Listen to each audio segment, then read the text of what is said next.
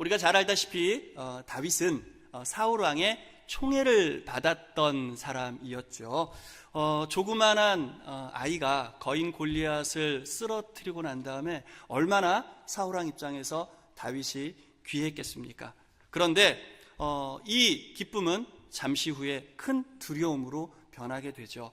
다윗을 너무너무 사랑했던 사울은요, 다윗의 인기가 올라가자 조금씩 질투심을 느끼게 됩니다. 처음에는 고마움을 느꼈지만 나중에는 언젠가 이 친구가 나를 넘어설지도 몰라라고 하는 그런 불안이 있었던 겁니다. 거기에는 백성들의 눈치 없는 칭송도 한몫을 했죠. 사람들이 다윗을 보고 뭐라고 이야기를 하던가요? 이렇게 노래를 했다고 그래요. 사울은 천천히요, 다윗은 만만이다. 이거 뭡니까? 사울 왕보다 다윗이 훨씬 유능하다, 이런 이야기를 사람들이 하고 다닌 겁니다. 그걸 알게 된 다윗이 성경을 보니까 심히 불쾌하고 노했다라고 하는 그런 이야기가 있습니다. 당연하겠죠. 내가 왕인데. 그렇잖아요. 사무엘서에 보면은 그걸 보고 사울이 다윗에게 이런 마음을 품었다고 합니다. 성경은 이렇게 얘기해요. 그날 후로 사울이 다윗을 주목하였더라. 사울이 다윗을 주목해서 보는 겁니다. 이 봄이 따뜻한 시선입니까? 아니죠. 사상 검증하는 겁니다. 너 한번 두고 봐. 또 잘 내가 지켜보고 있는데 조금이라도 너 걸리기만 해봐. 너 걸리면 내가 가만히 안 둘 거야. 결국 다윗은 사울왕에 의해서 반역의 누명을 쓰고 도망을 가게 되죠. 자, 도망간 다윗을 사울이 쫓아가기 시작합니다. 진노한 사울의 정규부대 300명, 아마 최정예 특수부대였을 거예요. 다윗을 잡자. 불안해진 다윗은 광야로, 또 깊은 산으로 도망하고 또 도망합니다. 그러다가 결국 아둘람이라고 하는 굴속까지 들어가게 되죠. 아둘람은 황량한 벌판 너머 깊은 산지에 있는 조용한 굴입니다. 그곳에 숨어 들어간 다윗의 심정과 마음이 어땠겠습니까? 얼마나 억울하고 또 분했겠습니까? 여러분, 다윗이 어떻게 살아온 사람입니까? 진실되게 살아온 사람입니다. 하나님의 음성을 듣고자 했고요, 하나님의 마음을 품고 담대하게 골리앗과 맞상대를 했던 사람 아닙니까? 흠잡을 게 뭐가 있습니까? 정말 최선을 다해서 아름답게 살았던 그의 삶인데 결과가 너무너무 억울한 거죠. 나라를 위해 충성을 다하고 나라를 위해 최선을 다했는데 모함을 받은 겁니다. 반역자의 누명을 쓴 겁니다. 여러분, 우리가 살아가다가요, 고난을 많이 당하는데요, 내가 잘못해서 내 잘못의 결과로 받는 고난 우리가 수용할 수 있습니다. 그런데 이 경우는 다르죠. 억울하게 받는 고난이라는 겁니다. 100번 좋게 해서 해석을 해가지고요, 하나님의 연단이라고 생각해도요, 그럼에도 불구하고 고통당하는 이에게는 말할 수 없는 힘든 시간들이 이제부터 주어지게 되는 거죠. 그리고 지금 다윗을 미워하는 사람이 누굽니까? 왕 아닙니까? 왕. 최고 통치자가 나를 미워하고 나를 죽이려고 하고 있는 겁니다. 뭐예요? 하소연할 데가 없는 겁니다. 사울왕보다 더 센 사람한테 이야기를 하고 하소연을 하고 도와달라고 그래야 되는데 지금은 다윗 편이 없는 겁니다. 다윗의 시대는 끝난 겁니다. 다윗 옆에는 아무도 없는 줄 알았습니다. 얼마나 굴 속에서 다윗이 외롭고 힘들고 슬프고 고통스러웠겠습니까? 그런데 성경을 보니까 그곳에 다윗이 숨어 들어간 그 아둘람 굴 속에 조금씩 사람들이 모여들기 시작했다고 그래요. 사무엘상 22장에 보면은요, 사람들이 몰려드는데 이런 사람들이 몰려왔대요. 세 부류의 사람이 있는데 순서대로 갑니다. 첫 번째는 형제가 왔대요. 다윗이 형제 중에 몇째죠? 막내죠. 그럼 형제라 그러면은 다윗의 형들일 거예요. 원래 다윗의 형들은 다윗을 인정하지 않았죠. 그래서 조그마한 놈이 전쟁터 와가지고 형들 싸우는데 귀찮게 하지 말고 방해하지 말고 저루가, 이렇게 무시했던 형들인데 지금은요, 형들이 다윗을 쫓아온 거예요. 그 다음에 보면은 형들이 온 다음에 그 굴 속에 누가 또 따라 들어왔냐면은 아버지의 형제들, 아버지의 온 집들, 친척들이 오기 시작한 거예요. 왜 왔을까요? 사울왕이 다윗뿐만이 아니라 다윗의 집안마저도 초토화시켜버렸기 때문에 갈 데가 없어졌어요. 오직 다윗만이 우리의 살 길이야. 그래서 형제들과 아버지의 온 집들, 친척들이 다 몰려들기 시작한 거죠. 그리고 난 다음에 그 다음에 몰려드는 사람들이 참 놀랍습니다. 사무엘상 22장 2절에 보면 이런 말씀이 있어요. 환난당한 사람들이 왔대요. 빚진 사람들이 왔대요. 마음에 원통함이 있는 사람들이 그곳에 몰려들었대요. 이 사람들이 어떤 사람들이에요? 세상에서 적응하지 못한 사람들, 어디에도 환영받지 못한 사람들이에요. 정상적인 사회 시스템 속에서 살 수 없는 사람들이에요. 꿈도 희망도 없는 사람들이 다윗이 그곳에 있다는 이야기를 듣고 한 사람씩 모여들기 시작한 겁니다. 몇 명이 모여들었어요? 400명이 모여들었어요. 예, 지금 그 굴에는 어떤 사람이 있죠? 다윗을 포함해서 400명의 사람, 예, 이 사회에 패배자들이 모여있는 곳이었어요. 그렇게 모여있는 사람들 400명이서 그곳에서 무슨 커다란 꿈을 꿀 수 있겠습니까? 아둘람 굴은요, 어둠의 상징이었습니다. 굴이잖아요. 그곳은 캄캄한 밤이었습니다. 뭡니까? 밤이 찾아왔다는 거예요. 인생에서의 밤은 늘 언제나 찾아올 수 있는 겁니다. 개인의 삶에도 밤이 오고요, 민족의 역사에도요, 밤이 올 수 있는 거죠. 여러분, 사실 이스라엘 민족의 역사는 밤의 역사가 훨씬 길었습니다. 늘 고난 속에 살았던 민족이 바로 이스라엘 민족이었던 것이죠. 우리가 잘 알다시피 이스라엘 민족은 애초에 400년 동안 이스라엘에서 노예 생활했던 이야기가 굉장히 강하게 부각돼서 나오죠. 지도자 모세와 더불어서 이집트로부터 자유했습니다, 해방이다, 그리고 잠깐 전성기를 맞았지만 이거 웬일입니까? 다시 아수르에게 짓밟히죠. 아수르가 좀 약해지고 이제 우리가 좀 살아볼까 했는데 이거 왜 이래? 그리고 바벨론에게 또 짓밟힙니다. 바벨론이 쇠약해집니다. 이제 우리가 좀 살아볼까? 잠깐 페르시아가 다시 이스라엘을 집어삼키죠. 페르시아가 약해지고 우리가 좀 살아볼까 했더니 잠깐 이번에는 그리스가 나와가지고 이스라엘을 건드리고요. 그리스가 쇠약해지고 야 이제는 우리가 독립을 해볼까? 잠깐. 그 다음에 누가 오죠? 로마가 와서 다시 이스라엘을 집어삼킵니다. 정신 차릴 시간이 없는 거예요. 그러고 나서 로마가 AD 70년에 어떻게 합니까? 니네들 여기서 살지 마. 다 이스라엘에서 쫓아내버리죠. 예수님 시대 역시 마찬가지였습니다. 늘 로마의 압제와 고통 속에서 신음하던 시간이었습니다. 물론 자체적으로 국회 같은 사내들인 공회가 있었지만 이건 로마의 꼭두각시에 불과했었죠. 정치적으로든 경제적으로든 종교적으로든 자유를 누리지 못했던 시간들이 바로 그들의 시간들이었다는 겁니다. 하나님은 어떻게 해야 합니까? 이런 답답한 상황에서 우리가 어떻게 하나님을 예배하고 어떻게 하나님을 바라봐야 되겠습니까? 라고 하는 그런 캄캄함의 역사였습니다. 그런데요, 이런 캄캄함의 시간들이요, 왠지 우리 민족에게도 낯설지가 않다라고 하는 것입니다. 우리 역시 지난 역사에서 강대국 틈바구니에서 늘 고통과 어둠의 시간들을 보내었던 기억들이 있죠. 수백 번의 외침을 받았습니다. 그 가운데서 늘 약소국의 아픔을 느끼면서 지금까지 살아왔던 거죠. 늘 억울하고 분했습니다. 농사를 제대로 지을 수가 없었어요. 집을 제대로 지을 수가 없었어요. 교육을 제대로 할 수가 없었어요. 왜요? 지어서 먹을 만하면 빼앗깁니다. 조금 제대로 지어가지고 살만하면 불태워버립니다. 가끔 외국에 나가서 놀랄 때가 있습니다. 유적이래요. 와, 3000년 됐대요. 와, 1000년이 됐대요. 와, 2000년이 됐대요. 그런데 이렇게 보면은 그렇게 오래된 건물들이 우리나라에 별로 없어요. 그럼 우리나라는 고대에 화려한 문명이 없었습니까? 다 있었습니다. 왜요? 수많은 전쟁의 틈바구니에서 다 태워지고 다 빼앗겨버리고요. 좀 키울만 하면은 빼앗겨버리고 죽여버리고요. 이런 시간 속에서 우리는 억울함과 분함 그리고 수치와 공포 속에 살았던 시간들이 너무 많았어요. 그러면서 자주하는 것이 굉장히 익숙해졌다는 거죠. 우린 안 돼. 우린 안 돼. 한국 사람들은 안 돼. 조선 사람들은 안 돼. 그리고 급기야는요, 을사늑약과 경술국치를 통해서 나라를 너무나 허무하게 빼앗겨버리죠. 여러분, 그 가운데서 신랄 같은 희망도 여지없이 사라져버리게 된 거예요. 이렇게 역사책을 보면서요, 나름대로 굉장히 애쓴 사람들도 있었어요. 우리 억울함을 좀 세상에 가서 알리자. 그래서 특사를 파견했죠. 헤이그로 보냅니다. 어딥니까? 그 시베리아에서 기차 타고 쭉 해가지고 러시아까지 가서 거기서 베를린으로 해서 네덜란드까지 힘들게 가가지고 우리나라 억울한 거 좀 들어주세요 하고 이야기하려고 그랬는데 니네는 나라 아니잖아. 니네는 나라 아니잖아.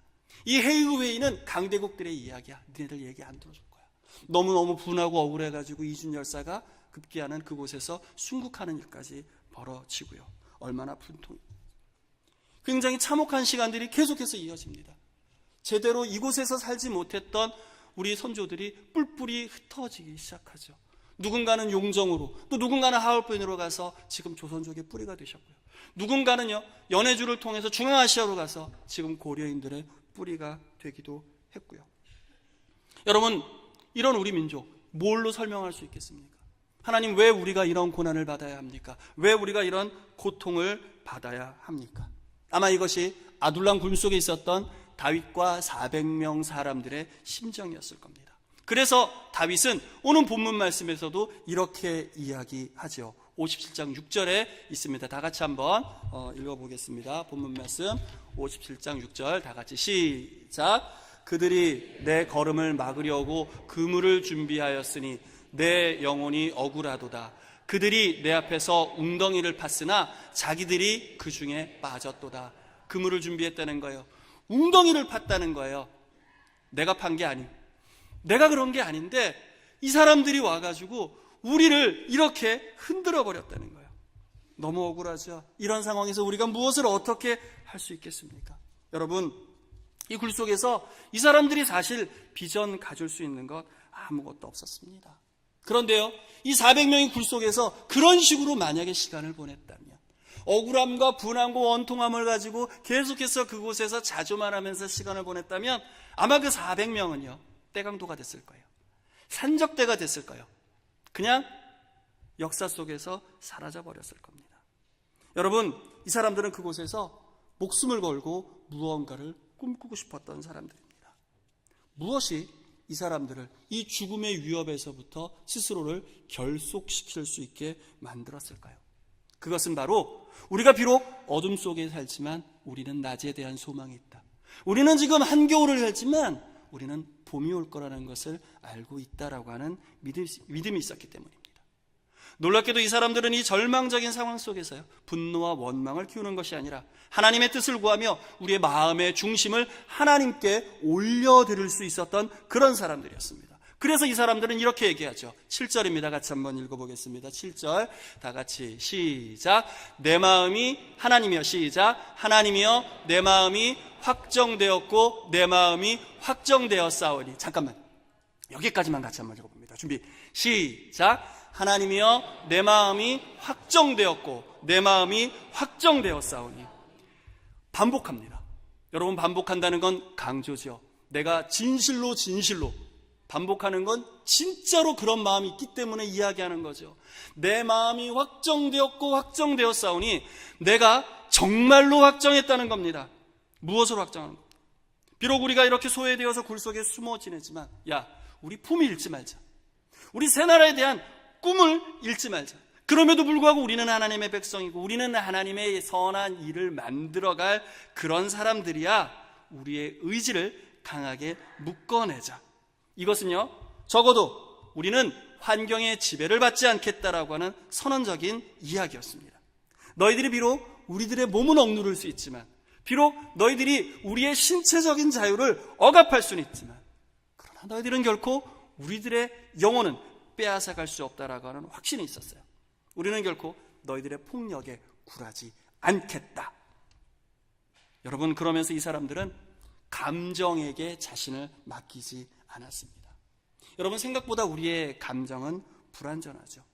여러분, 우리는 우리의 감정을 통제하기 쉽지 않습니다. 감정에 휩싸이면 우리는 무너져요.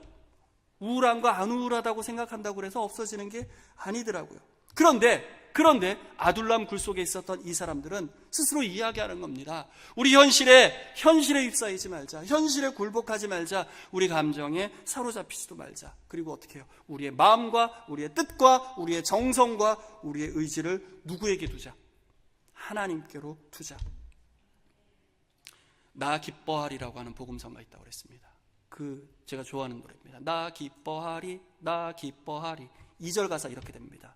환경의 지배를 받지 않고 느끼는 감정과 상관없이 내 마음 주님을 기뻐하기로 결심을 했네.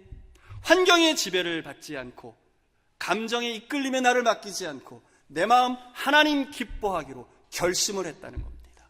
이런 의지가 이런 결단이 그들을 이끌어갑니다. 비록 현실은 어둡습니다. 그러나 이제 하나님께서 우리에게 비춰주신 이 신락 같은 희망이 언젠가는 굵은 밧줄이 될 겁니다. 그리고 언젠가는 강철이 되어서 우리 민족을 이끌어갈 것이라고 하는 커다란 믿음이 이들에게 있었다는 거죠. 그래서 이들이 그 다음에 무엇을 합니까? 7절 다시 한번 열어주시겠습니까? 7절 아까 읽었던 부분, 다음 부분 읽어보겠습니다. 내가 노래하고, 시작. 내가 노래하고 내가 찬송하리이다. 할렐루야. 현실 어둡고 암울합니다. 그럼에도 불구하고 나는 찬양할 것이다. 하나님의 이끄심을 내가 믿고 의지하며 그분만을 내가 높일 것이다.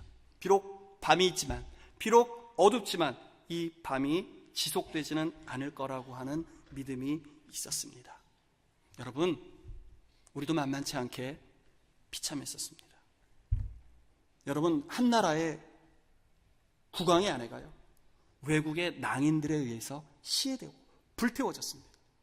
그 상황에서 왕은 아무것도 할 수 있는 게 없어서 그저 벌벌 떨면서 두려워하고만 있었습니다. 내 땅에서 외국의 군대들이 총칼을 차고 여기저기 휘젓고 다녀도 아무도 말리지 못했습니다. 그 당시 호환 마마보다 무서운 게 뭐였습니까? 호환 마마보다 무서운 게 순사였죠. 우는 아이들이 있으면 순사 온다, 순사 온다. 이 캄캄한 밤 속에서 과연 우리도 빛의 이야기를 할 수 있었겠습니까? 다윗처럼 그 아둘람 굴 속에서 우리의 마음을 확정하고 하나님께 우리를 드리겠다라고 하는 선언을 할 수 있었겠느냐는 거예요. 우리에게 그런 배짱이 있었습니까? 정확히 100년 전이었습니다. 정확히 100년 전 우리에게 그런 배짱이 있었습니다. 우리에게 그런 기회가 있었습니다. 이미 쓰러져서 희망의 싹이 모두 꺾여버린 이 나라, 다 끝이라고 생각했던 이 나라였어요. 아마 그건 우리를 지배하고 있었던 일제도 마찬가지로 생각을 했었겠죠. 그 나라는요, 우리를 영원토록 지배할 줄 알았어요. 그래서 여기다가 일본식 건물을 지을 때 굉장히 튼튼하게 지었죠. 기찻길도 여기저기 엄청 많이 놨습니다. 우리를 위해서요. 여러분, 저도 최근에 한 사실인데요, 수원에도 여기저기 지하철 놔달라 이런 얘기 많잖아요. 수원에서 여주까지 가는 기찻길이 있었다고 해요. 수려선이라고 하는 기찻길이 있었다고 합니다. 수원에서요, 원천에도 여기 있었다고, 원천역이 그 당시에 있었다고 해요. 지금 원천동 동사무 주민센터 자리가 그 자리라고 이야기합니다. 그리고 지금 흥덕지구를 통해서 신갈로에서 이천으로 해서 여주 가는 기찻길이 70년대, 60년대까지는 있었다고 얘기합니다. 고마운가요? 왜 그곳에 기차를 놔줬습니까? 이천 여주 지역에서 나는 질 좋은 쌀들을 그 기차로에서 인천 제물포를 통해서 가져가기 위한 수단으로 그 길들을 놔줬죠. 왜? 이건 이제 우리 땅이라고 하는 확고한 믿음이 있었기 때문에 그래요. 천년만년 지배할 줄 알았기 때문에 가능한 거예요. 여러분, 사실 그 생각은 그 사람들뿐만이 아니라 우리 중에서도 아주 많은 사람들이 그런 생각을 했었던 거예요. 수많은 사람들이 매국을 했던 이유가 뭡니까? 매국을 했던 이유 다른 게 아니에요. 해방되지 않을 거야. 우리는 이제 끝이야. 우리가 살려면 이제 그 사람들 이야기를 들어야 돼. 그 사람들 편에 서야 돼. 그래야 우리도 잘 될 수 있어. 독립의 기대 같은 건 애초에 없었던 거예요. 이런 캄캄함 속에서요, 그런데 주눅들지 않고 외치는 소리가 있었던 거죠. 그러면서 그들이 했던 선언이 뭡니까? 그 유명한 민족 대표 33인에 의해서 작성된 독립선언서였죠. 독립선언서 첫 문장이 이렇게 시작합니다. 5등은 자의 조선의 독립국인과 조선민의 자유민임을 선언하노라. 부탁하노라, 간청하노라, 구걸하노라, 이게 아니라 선언하노라. 니들이 중요한 게 아니라 우리는 하나님께서 세우신 아름답고 복된 민족이야. 너희들이 우리를 함부로 할 수 없어. 너희들이 우리를 이끌어갈 수 없어. 누구도 인정하지 않았지만 그러나 우리는 당당하게 우리의 독립과 자유민됨을 선언했던 거예요. 비록 현실은 비참했지만 우리 스스로 우리를 노예로 만들어가지 않고 독립국이라고 하는 것을 분명하게 선포했습니다. 그렇게 이야기할 수 있는 저변에 무엇이 있었습니까? 그곳에 바로 믿음이 있었습니다. 하나님께서 이 나라를 세우셨다라고 하는 믿음이 있었던 거예요. 우리가 기댈 곳은 미국도 아니고 중국도 아니고 러시아도 아니고 일본도 아니고 도움을 구하기 위해 애굽으로 가는 자는 화 있을 거라고 성경이 이야기하죠. 도움을 구하러 다른 나라에 가는 것이 아니라 도움을 구하러 하나님께로 가라고 이야기하는 거예요. 오직 하나님만이 우리의 피난처이시고 우리의 피할 산성이십니다라고 하는 것을 선포했다는 거예요. 뭐예요? 우리나라의 기독교인이 얼마나 그 당시에 많았다고요? 예, 없었죠. 1%에서 많이 보면 1.5%입니다. 보잘것없는 수치였습니다. 그러나 그 보잘것없이 적었던 그 그리스도인들이 힘을 발휘했죠.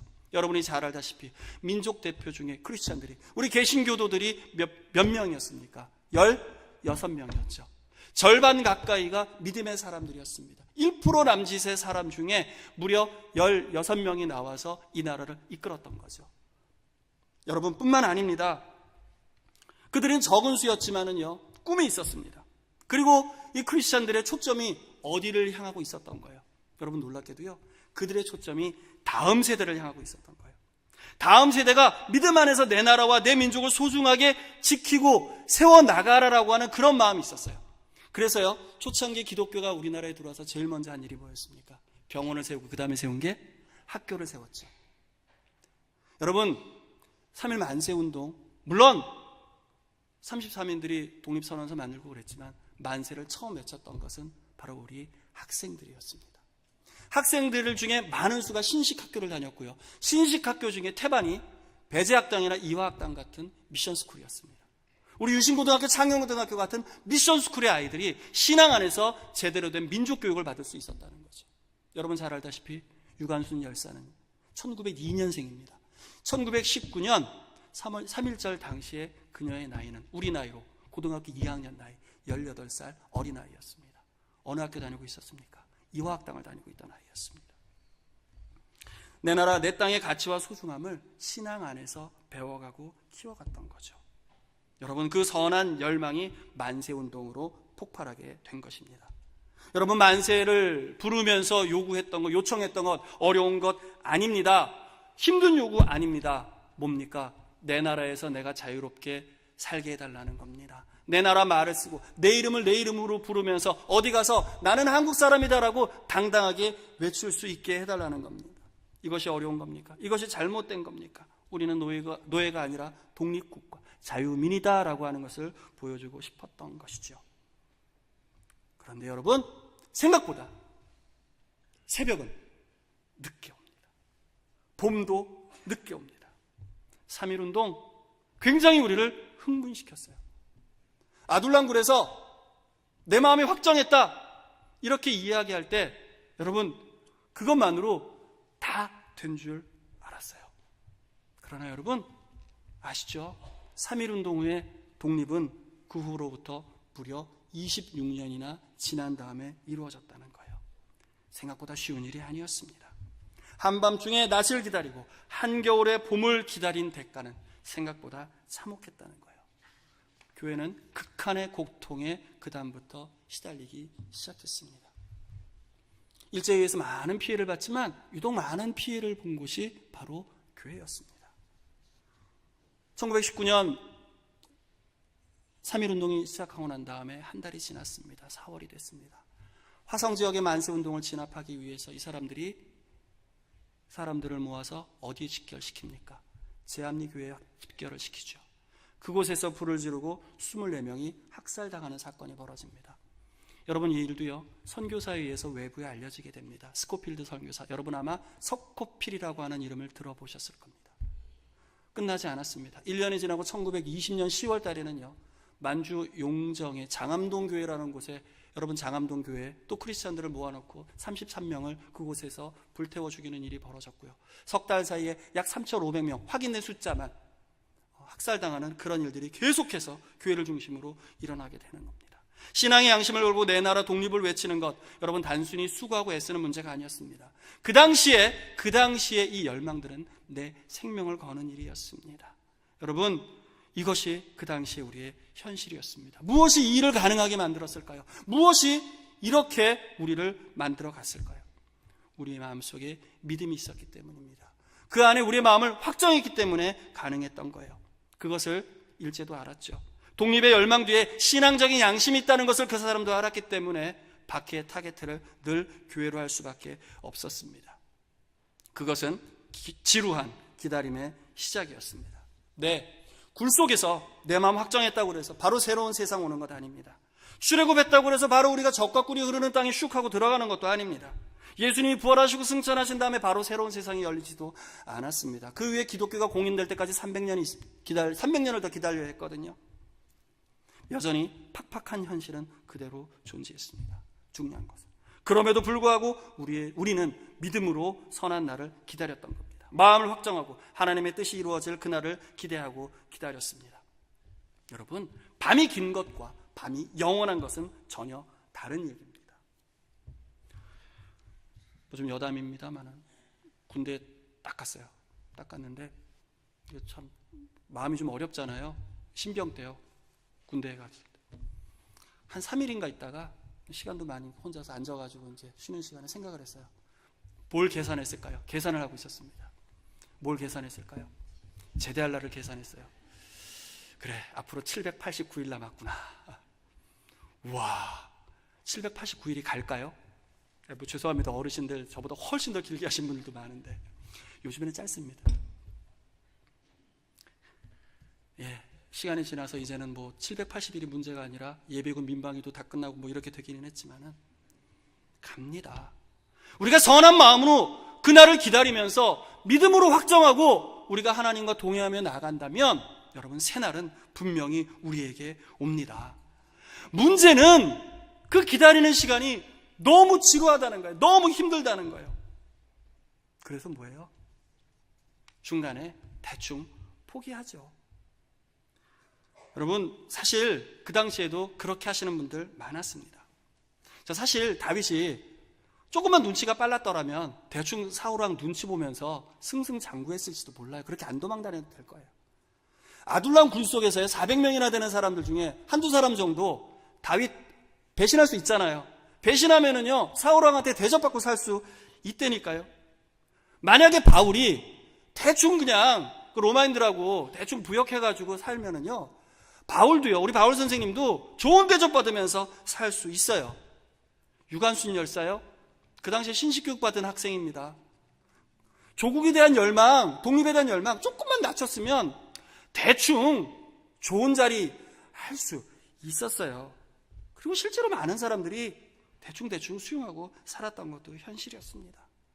여러분, 이분들은요, 계산기 두드려 보면은 손해보는 삶을 살았던 사람들이에요. 세상적으로 보면 바보였다는 거예요. 왜 그들이 바보의 길을 갔을까요? 여러분, 이 사람들은 정령코 하나님 안에서 하늘의 밀알이 되고 싶어 했던 사람들입니다.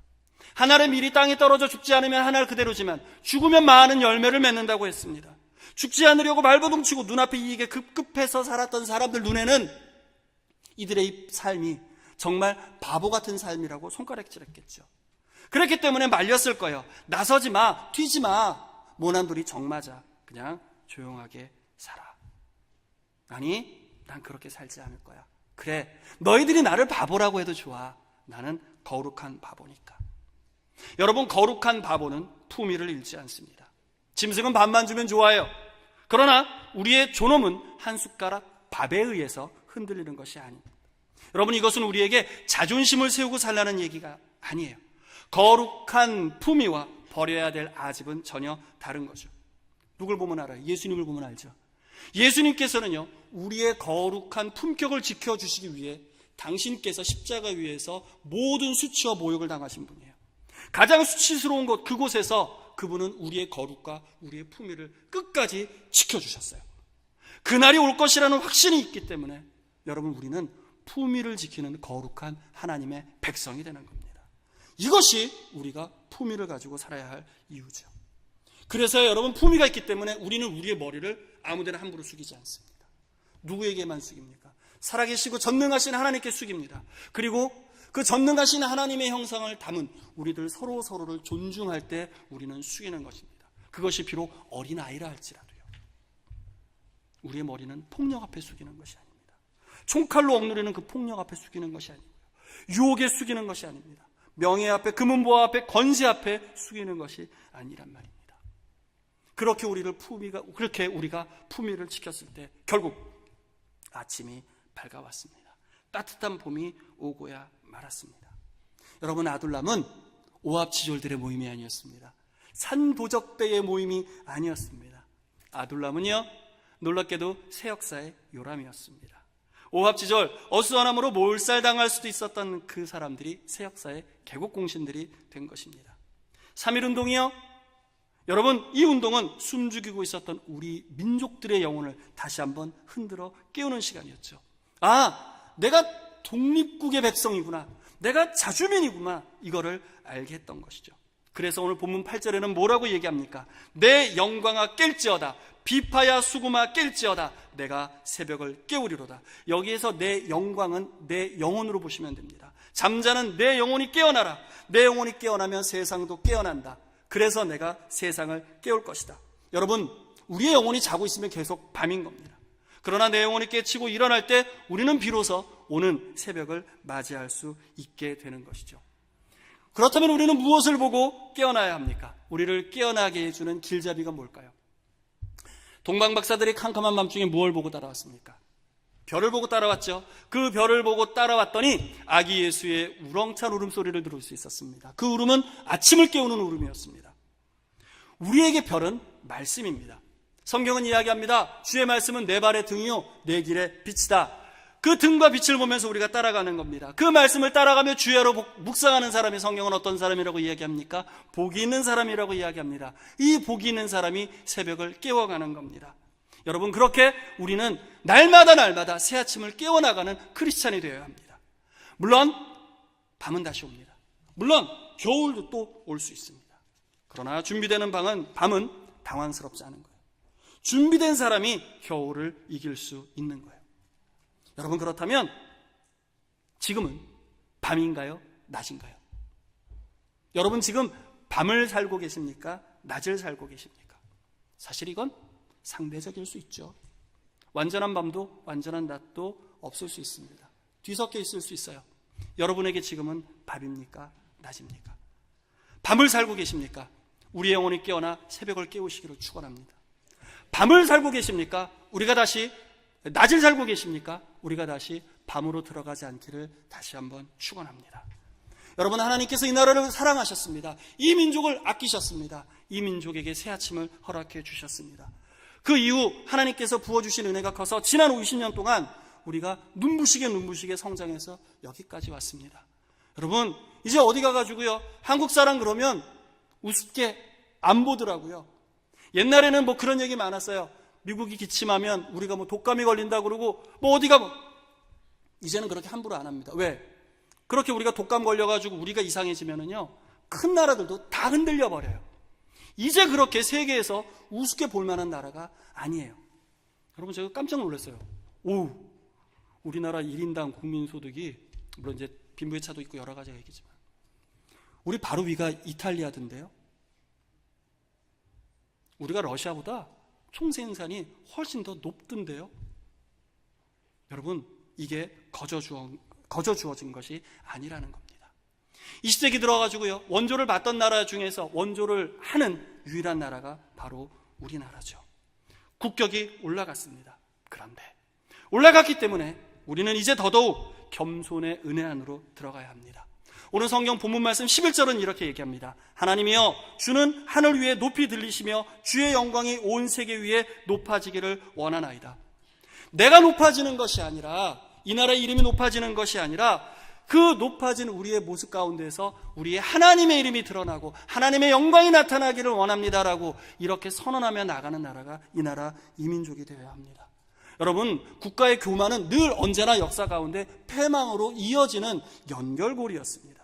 우리는 졸부의식 절대로 가져서는 안 됩니다. 그때를 잊지 말아야 합니다. 그리고 주신 그 은혜가 평화롭게 은혜 가운데 흘러나가야 하는 것이죠. 그러면서 하나님께서 우리에게 주신 마지막 꿈, 뭘까요? 통일한국의 위대하고 거룩한 그 꿈을 우리는 이루어가야 합니다. 에스겔 37장에 보면 이런 말씀이 있습니다. 그들이 다시는 두 민족이 되지 아니하며 두 나라로 나누지 않게 할 것이다. 한 나라로 만들어 갈 것이다. 물론 이스라엘을 향해서 하신 말씀이지만 그 말씀은 우리에게도 동일하게 적용이 됩니다. 통일한국이 되어 이루어야 할 거룩한 하나님의 사명이 있습니다. 물론 힘들겠죠. 물론 어렵겠죠. 그러나 이것은 해도 되고 안 해도 될 옵션이 아니라 이 민족에게 주어진 하나님의 사명이라는 겁니다. 왜요? 그렇게 통일왕국이 되었을 때 이 나라는 다시 한번 동방의 예루살렘이 되어서 온 세상 열방 끝까지 그분의 사랑과 은혜와 말씀을 선포하고 증거해야 될 마지막 나라이기 때문에 그렇습니다. 여러분이 거룩한 삶은 우리의 작은 일상의 삶에서부터 비롯됩니다. 그래서 성경은 우리에게 날마다 살아갈 때 죽게 하듯 하면서 살아가라고 이야기합니다. 에베소서 6장 7절은 이렇게 얘기합니다. 기쁜 마음으로 섬기기를 죽게 하듯 하라. 여러분, 우리 크리스천들 이 말씀 꼭 기억하면서 살아가시기를 다시 한번 간절히 소망합니다. 제가 근무하는 학교에 수학 선생님이 계시는데요, 수학 되게 잘하세요. 진짜 잘하십니다. 강의도 되게 잘하세요. 근데 이분이 쉬는 시간에 뭐 하나 봤더니, 그 유능하신 수학 선생님이 쉬는 시간에 고등학생 수학 문제 풀고 있더라고요. 저 다 아시는 거 왜 풀어봐? 예, 다 알지요. 다 알지만 수업에 들어가기 전에 다시 한번 내가 확실히 이것을 정리하고 아이들에게 좋은 것 가르치겠다. 그런 분명한 확신이 있기 때문에 그런 거예요. 여러분, 이게요, 늘 우리 마음속에 자리 잡고 있어야 되는 거예요. 여러분, 신앙도 마찬가지고 교회 생활도 마찬가지인 거예요. 여러분, 제가 꼭 드리고 싶었던 말씀이 있었어요. 언젠가 내가 설교 단에 올라가면 이 얘기 꼭 드리고 싶다 했던 얘기가, 사실 우리 예배 이렇게 진행되잖아요. 사실 너무 감사한 분들이 많아요. 9시가 되면, 아침 주일 9시가 되면은요, 이미 교회 청소가 끝나 있습니다. 어르신들이 이미 와서 사모하는 마음으로 정말 하나님께 예배하듯 정리를 다 해놓으셨다니까요. 또 특정인을 거론해서 죄송한데요, 우리 성가대 반주자님 피아노 진짜 잘 치시는 분이거든요. 굉장합니다. 그런데요, 이분 9시 전부터 와가지고 주일날 꼭 한 번 더 준비하고 9시 전부터. 그거 안 해도 돼요. 충분히 유능합니다. 아니요, 마지막. 여러분, 지금 자막이 왔다 갔다 하죠? 자막이 계속 변하죠? 이거 눈치 못 채셨을 거예요. 이 자막이요, 굉장히 우리 귀에 부드럽게 넘어갑니다. 자막은요, 실수하기 전에는 절대로 눈에 안 띄어요. 딱 실수하면 그때 보여요. 그때 뭐야? 그러고 쳐다봐요. 잘하면은 절대로 티 안 나요. 근데 지금 이거 하고 있는 형제가 있는데, 우리 진성 형제, 가끔 이렇게 자막하는 거 뒤에 보면 제가 눈물 나게 고마워요. 성경 구절, 우리 담임 목사님 여러 구절을 읽잖아요. 페이지가 여러 개가 있잖아요. 그럼 일일이 그거 다 읽어요. 같이 읽어나가면서 딱 하면 정확하게 누르라고. 신경오늘. 여러분, 찬송가 부를 때 자막이 옮기잖아요. 노래 같이 부르면서 박자 세는 거야. 하나, 둘, 이거 넘겨야 된다. 여러분, 이거 조금만 딴 생각하고 있고요, 생각 놓고 있고요, 조금만 성실함 떨어지면요, 바로 놓쳐버려요. 그런데 이거를 유능해서도 물론 유능하지만 뭐예요? 정말로 정성을 다해서 올려드리는 모습이 너무 귀하더라고요. 그런 분들이 만들어 가시는 예배가 우리 예배입니다. 여러분, 이게 우리의 일상이기를 소망합니다. 교회에서의 일상, 신앙에서의 일상 뿐만 아니라 가정에서의 일상, 직장에서의 일상, 이것이 새벽을 깨우는 크리스천들의 사명이고 우리의 갈 길이 되는 것입니다. 우리 산상교회가 그 하나님의 선함과 온전함과 귀함을 날마다 만들어가는 아름답고 복된 교회 되기를 다시 한번 축원합니다. 기도하시겠습니다. 하나님, 감사합니다. 하나님, 이 나라 이 민족, 하나님 은혜 아니면, 하나님 사랑 아니면 단 한순간도 설 수 없는 나라임을 다시 한번 주님 앞에 고백합니다. 아버지 하나님, 그 사랑 안에서 여기까지 우리를 붙들어 주셨습니다. 아버지 하나님, 그 사랑, 그 은혜 우리가 잊지 않게 하여 주시고, 그 주신 귀한 사랑, 또 주신 귀한 은혜 열방향에 아름답게 귀하게 흘려보내는 복된 사명자의 나라가 될 수 있도록 주님 우리를 도우시고 인도하여 주시옵소서. 감사를 드리며 예수님의 이름으로 기도드렸습니다. 아멘. 나의 평생에 단 한 가지